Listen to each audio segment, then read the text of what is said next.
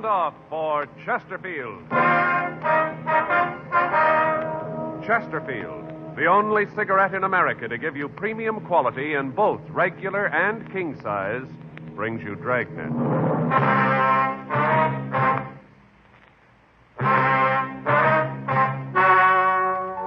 Ladies and gentlemen, the story you are about to hear is true. The names have been changed to protect the innocent.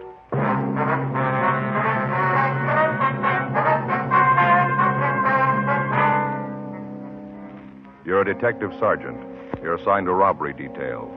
A series of holdups takes place in your city. The victims are managers of large markets. You've got a description of the suspect. Your job, get him. Thousands are changing to Chesterfield, both regular and king size, because only Chesterfield has premium quality in both sizes. That means king-size Chesterfield contains tobaccos of better quality and higher price than any other king-size cigarette. The same fine tobacco as in regular Chesterfield. There is absolutely no difference, except that king-size Chesterfield is larger, contains so much more of the same tobaccos, it gives more than a fifth longer smoke. Yes, more than a fifth longer smoke from king-size Chesterfields.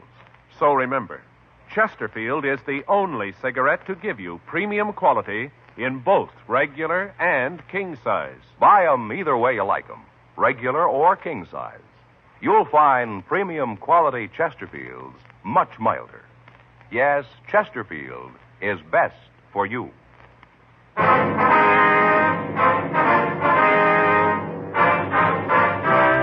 Dragnet, the documented drama of an actual crime.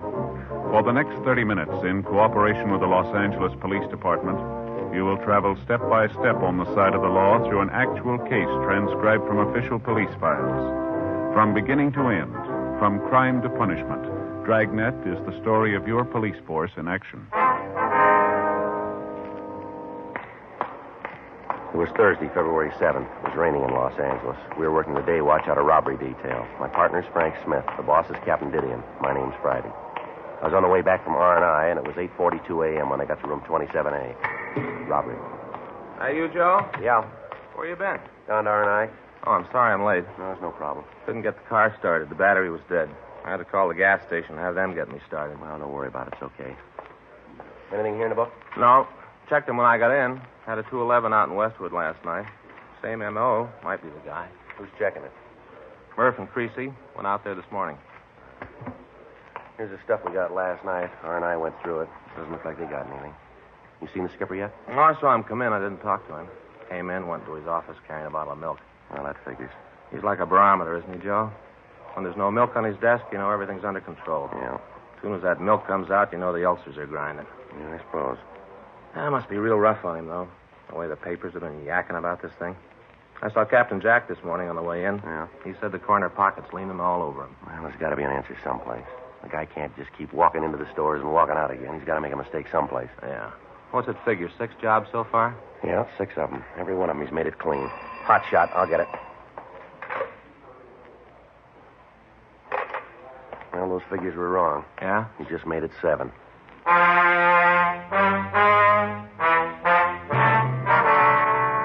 For the past 2 months, a holdup man had been hitting markets throughout the central area. In each case, the description of the bandit was the same.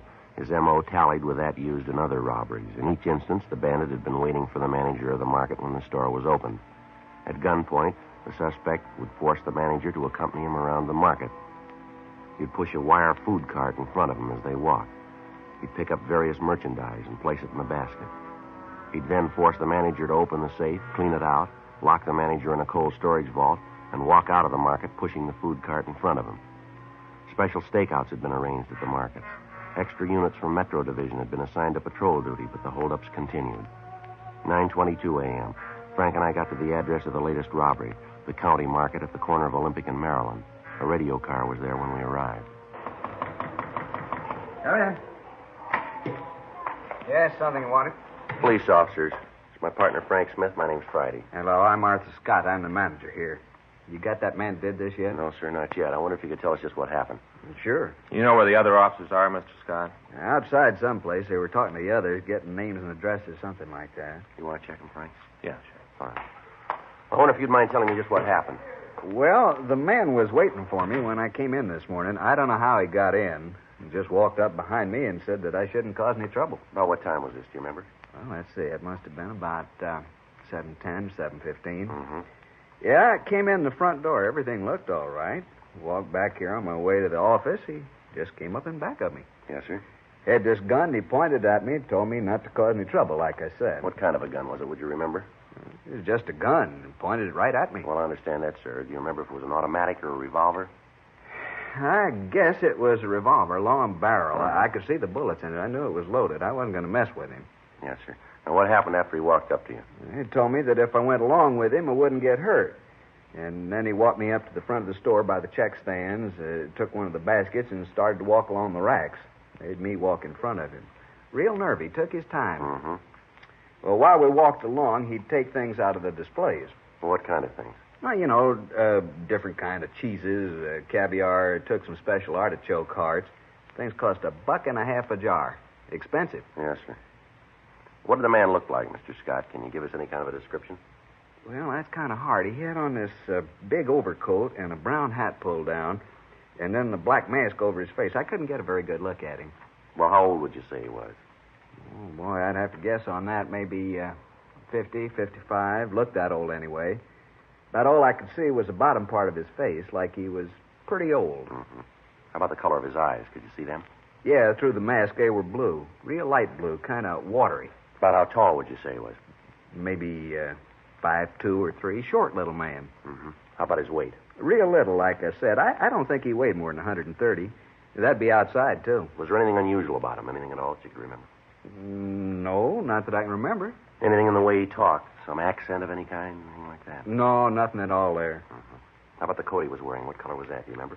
It was a dark brown, sort of a herringbone.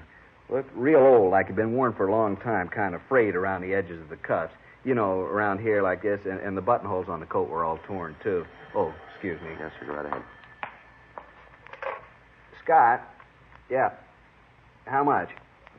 Yeah, and how much case? Mm-hmm. That's not too bad. Yeah, well, order 25 cases of it, huh? We'll use it as a loss leader this weekend. Okay. Well, don't bother me about it now. You do what you think. Okay. Seems like nobody can do anything but you. Give people a little responsibility, they hardly ever know how to use it. Yes, sir. Wonder if you'd go ahead with your story. Hmm? Well, right after this man picked up the food? Oh, well, at first I thought he was going to take that. And then I got thinking about the stuff in the papers. You know about the Black Mask Bandit? Yes, sir. Well, I got thinking about that, and then I knew who he was. I tried to get as much information about him as I could. Not much, anyway. About this time must have been 7:30 or so. Jack Thomas came in. He works in the vegetable department. And right away, this guy said for him to get in the back. You mean back here? No, back in the meat department. Put him right in the refrigerator. Well, what about the other employees? What happened when they came in? He'd make them get back in the refrigerator. Cold. People were pretty lucky. Being as how it was cold outside, most of them had coats on. Would have froze if they didn't have. I understand. Customers, too. They'd come in, he'd put them in the refrigerator. There was 14 people in there when he got through. A couple of kids, too. Came in with their mothers. I see. Well, then he took me back to the safe, made me open it. I thought about saying no, but it's a little safe, you know, down low. Yes, sir. Well, I knelt down to work the combination. I looked up at him, had the gun pointed right at my head. I looked right into the barrel, saw the bullets in the cylinders. I was scared, and I opened the safe. He took the money and put it in a paper bag and dropped it into the basket. And he put you in the refrigerator, too, did he? Yeah, that is, he started to. When he opened the door, the people in there were all shivering, flailing their arms around, trying to keep warm. It's a little room, not much bigger than this, and there wasn't much room to flail.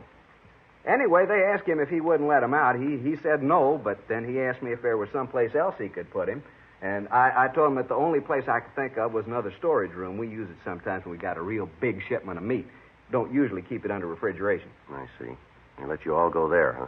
Yeah, the darndest thing I ever saw. 14 of them. All 14 herded them just like cattle. Moved them all to the other cooler. They were all so cold they'd have done anything to get out of that one. I tell you, officer, I was scared that one of them might try to be brave about it and cause trouble. I think that guy would have killed him right on the spot. Yes, sir. Well, what did he do then? Well, he locked the door, Then from what I could see through the cooler window, he just strolled out of the store and down the street. He was still wheeling a basket in front of him. Anything, Frank? Yeah, Joe. I checked with Wheelock from the radio car. He said they canvassed the neighborhood, came up with a man who thinks he saw the bandit drive away. Was he able to give us any kind of a description on the car? No. Said he saw this guy walking down the street pushing a basket and thought it was kind of funny. Didn't pay too much attention to it. Saw him get into a late model Ford and drive away. Couldn't give a very good description of the car. Said it was a dark color. Not sure about the year. The guy still had that mask on? No. Didn't have the mask, but the fellow didn't notice anything about his face. Can't help us much there. He's going to come down and look through the mug books. Oh, that's good. Do you have any idea how much money was taken here, sir? Well, no, I can't tell you to the penny, but I figure about $3,500. You usually keep this much money on hand, do you? No, not as a rule. I didn't get to the bank yesterday. We had an inventory sale going on. I just didn't get the chance. Did the bandit take anything you think might help us identify him? Anything from the safe that you might be able to describe? No, not a thing. Just the money. Of course, that's enough. There wasn't much in there. A wristwatch that was lost here in the store. He looked at that but threw it back into the safe. Was he wearing gloves, do you remember? Yeah, he was. Looked like pigskin, sort of a light tan. Mm-hmm. Oh, I know what you're thinking about, fingerprints. No, with those gloves, he wouldn't leave any. Yes, sir. Say, officer. Yeah? You talked to the other officer that was here, the one in the car? Yes, sir, I did. He was kind of in charge of the people in the icebox, took care of them. Was any of them hurt? No, sir. Some of them were pretty cold, but they were all right. Yeah, we keep that box turned way down to sub-zero. Yes, sir. I wonder if, as police officers, you'd mind talking to those folks. They're all good customers here. I'd hate to lose them to Frenchie's Fine Foods down the street. Where's that, sir? Frenchie's Market just down the street. He's going to make a big thing out of this. By noontime, it'll be all over the neighborhood. Well, I'm sure none of your customers will blame you, sir. Well, no, officer, it ain't exactly that. That Frenchie's going to make a big reputation on my back. Well, Mr. Scott, markets have been held up before. Yeah, but not with our motto. What's that? We freeze anything.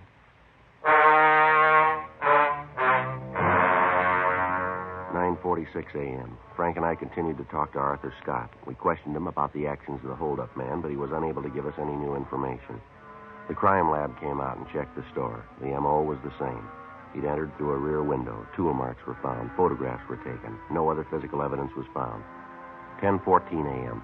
We drove back to the office and checked with Captain Didion. 3 other teams of men were assigned to help us in interviewing the people who had been locked up in the refrigerator. None of them could add anything to what we already knew. Because of the age of the bandit and the smoothness with which he operated, we had a hunch that he might have served some time in a state prison. Frank and I checked out a trip car and drove up to Folsom Penitentiary. We checked with Warden Heinze and told him what we wanted. For the next 2 days, we checked the prison files.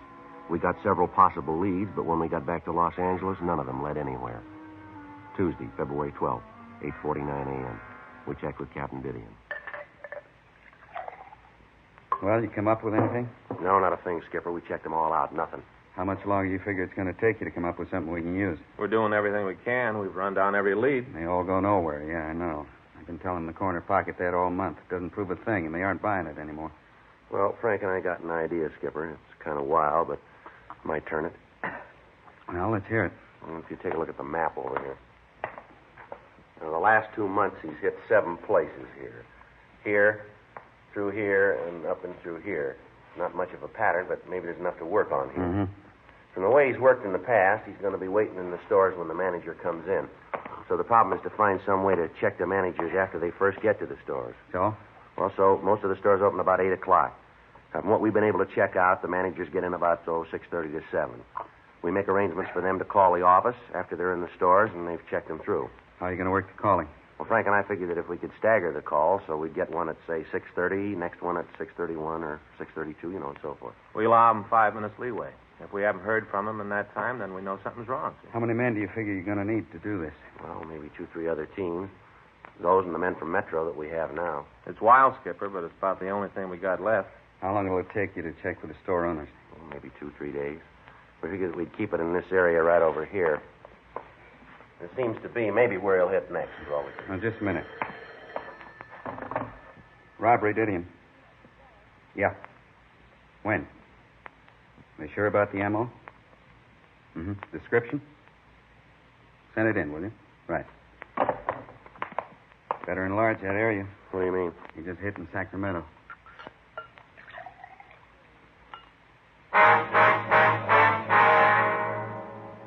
Tuesday, February 12th, 3:45 p.m.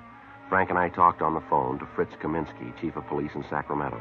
He told us that the market bandit went through the same sequence of events that had characterized his operations in Los Angeles. First, he took several food items from the display stands in the store, and then he forced the manager to open the safe. After robbing the safe, the thief locked the manager in a meat refrigeration locker and left the store. A witness in the neighborhood saw the suspect leave the store and said that he'd escaped in a late-model dark Ford sedan. He was unable to give us much of a description of the man, but he said that he was elderly, small, and that he'd been dressed in a brown overcoat and a brown hat, and he wore a black mask. There could be little doubt that it was the same man who had been hitting the markets in the Southland. Wednesday, February 13th, Frank and I checked out a trip car and we drove up to Sacramento. We talked with the victim and with the witness. Both of them were unable to find the thief's picture in the mug books. Stakeouts were arranged on the markets in the Sacramento area, and additional bulletins were gotten out on the Ford sedan. Frank and I returned to Los Angeles and started to set up the plan that we discussed with Captain Didion. Each of the store managers agreed to cooperate, and starting the morning of February 18th, the plan was put into operation. 3 weeks passed. The bandit failed to hit again. March 18th, 6:37 a.m. Robbery, Murphy. What's that number? Yes. Robbery, Smith.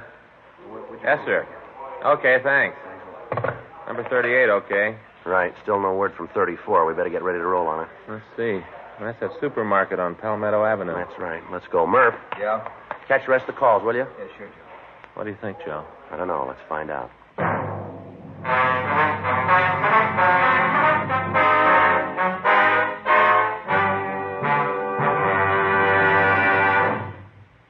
You are listening to Dragnet, the authentic story of your police force in action. The modern way to sell cigarettes is the Chesterfield way, both regular and king size. And we're the only one that does it. We tell you what Chesterfields are made of to give you premium quality in both popular sizes. Our scientists select the best materials. They select for Chesterfield the world's best tobaccos, blend them just right, and they keep Chesterfields tasty and fresh with the best of moistening agents. Now, here's something else that's completely modern about Chesterfield. People smoke Chesterfield, and we tell you what happens. Scientifically, but simply. A medical specialist is making regular bi-monthly examinations of a group of people from various walks of life. 45% of this group have smoked Chesterfield for an average of over 10 years. After 8 months, the medical specialist reports that he observed no adverse effects on the nose, throat, and sinuses of the group from smoking Chesterfield. I'd say that means real mildness. And finally, we ask you to try Chesterfield and prove what we say. Chesterfield is best for you. They're much milder, to give you all the pleasure that the modern cigarette can give.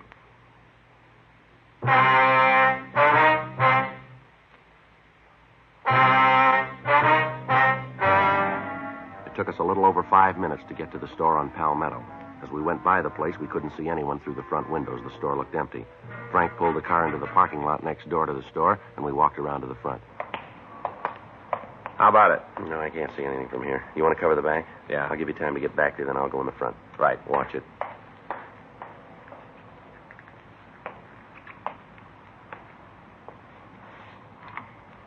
I tell you, I don't know the combination. I don't want any trouble. I'm trying to be nice. I don't want to hurt you. Open the safe and everything will be all right. You read the papers. You know about me. Now do what I say and nothing will All right, mister, let's hold it right there. Police officers, put that gun down. Now, watch it, Joe. He's coming at you. Get out of my way. All right, come here. You okay, Joe? Yeah, I got him, Frank. Want to shake him down? Right. Here. You got him? You got the gun? Yeah, we got him. I was sure scared there for a minute. I tried to think about how I was going to stall him long enough before you get here. Yeah. He's clean, Joe. All right, come on, mister, on your feet. Come on. What's your name? Clark. Leonard Clark. All right, let's go. You want me to go along with you? Yeah, we want you to make a crime report. Fine, I'll do anything to help try to rob me. Lousy deal. Might have known something was wrong the way that guy played it. Should have known. Yeah, sure. You figure me for the guy you're looking for, this black mask bandit the paper's been yakking about? That's the way we figure it. Well, too bad, fellas. You can't make me for it. Is that right? Yeah, you're looking for somebody else. You got the wrong man. How old are you, Clark? 52. Ever serve any big time? Sure, what's that prove? Well, the way you look, the way you work this one, even the mask, we made you for it. Only one thing. What's that? You gotta prove it.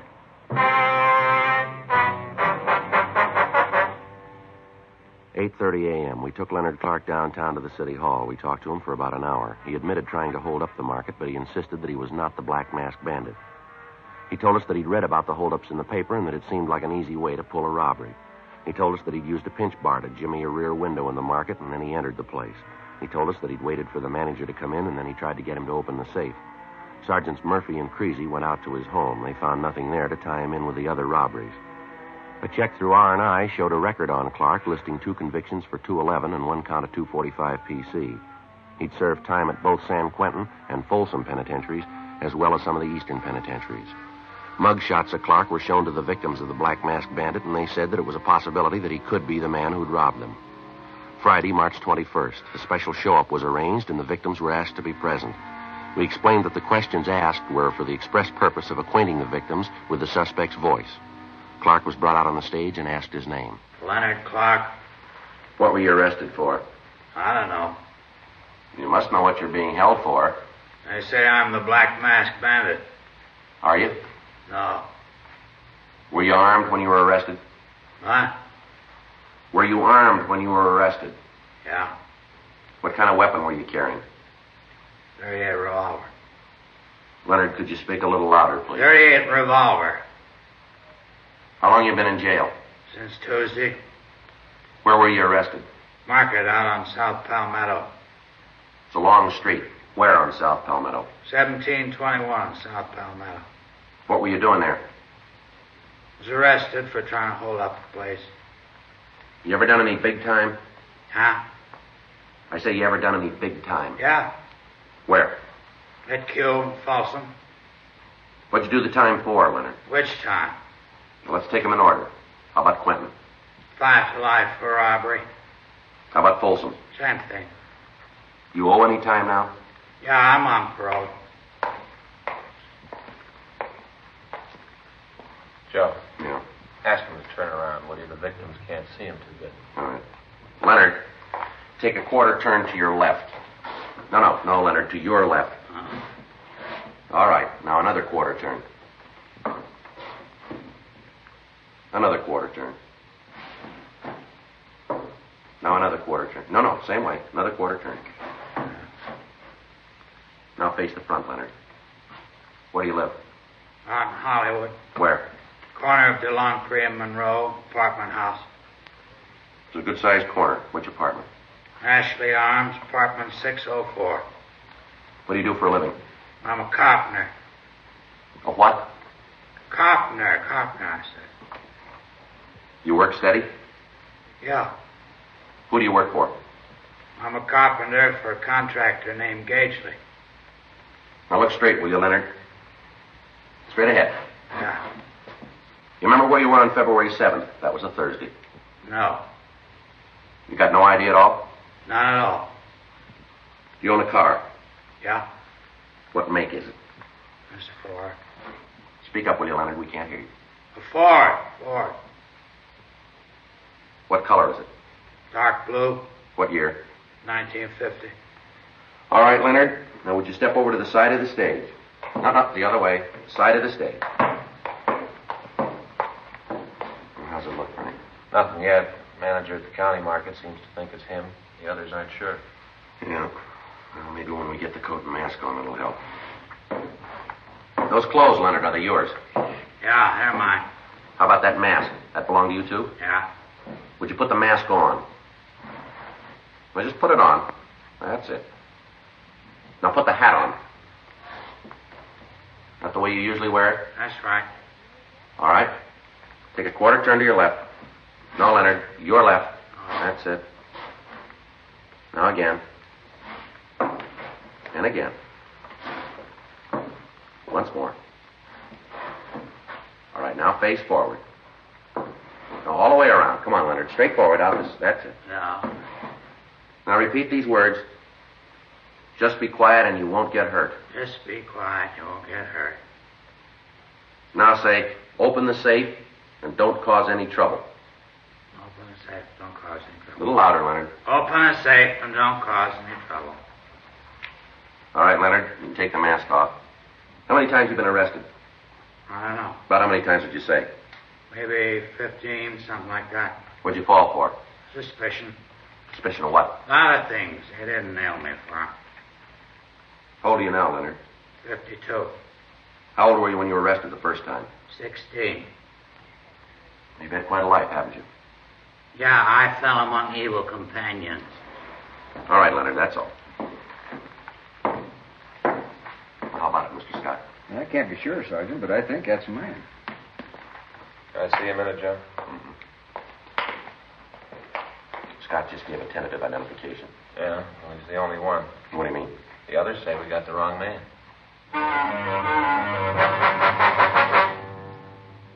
11:45 p.m. We returned Leonard Clark to his cell. Frank and I continued to question the victims of the Black Masked Bandit. Only one of them was able to give us a tentative identification. Clark would be filed on the following morning for attempting to rob the market on Palmetto Avenue, pending investigation on the other charges.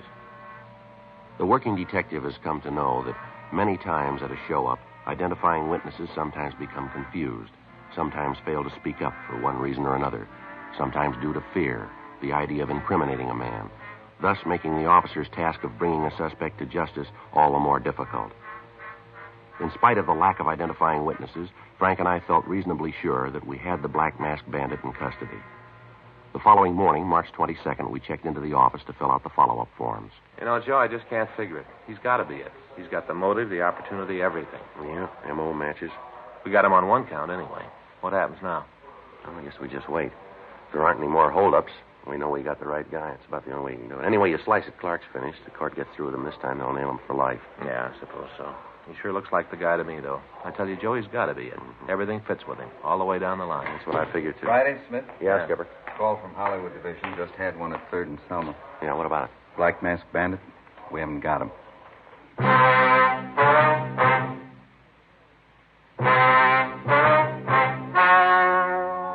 The story you have just heard was true. The names were changed to protect the innocent. On July 17th, trial was held in Department 89, Superior Court of the State of California, in and for the County of Los Angeles. In a moment, the results of that trial. Now, here is our star, Jack Webb. Thank you, George Fenneman. Friends, all of us who sell Chesterfields want to thank you for making 1952 such a wonderful year, both for Dragnet and for Chesterfield. Remember, Chesterfield makes it possible for us to bring you Dragnet, and in return, we hope you'll try our cigarette, because Chesterfield is best for you. Premium quality Chesterfield. Either way you like them, regular or king size. They're much milder.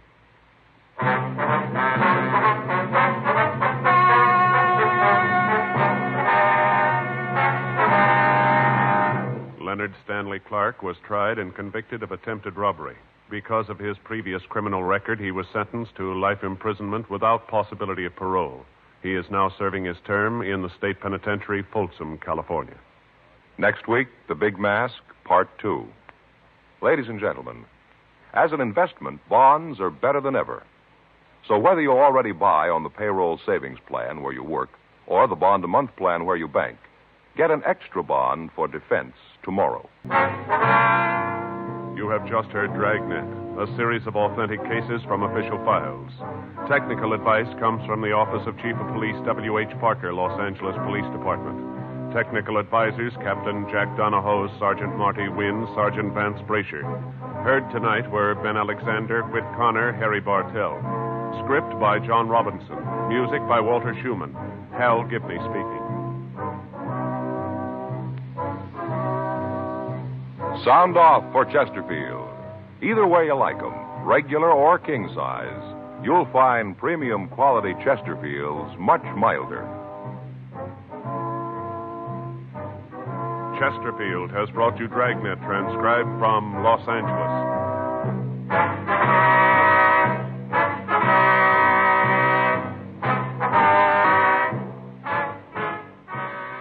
Tonight, there's more adventure with Barry Craig, confidential investigator, on NBC.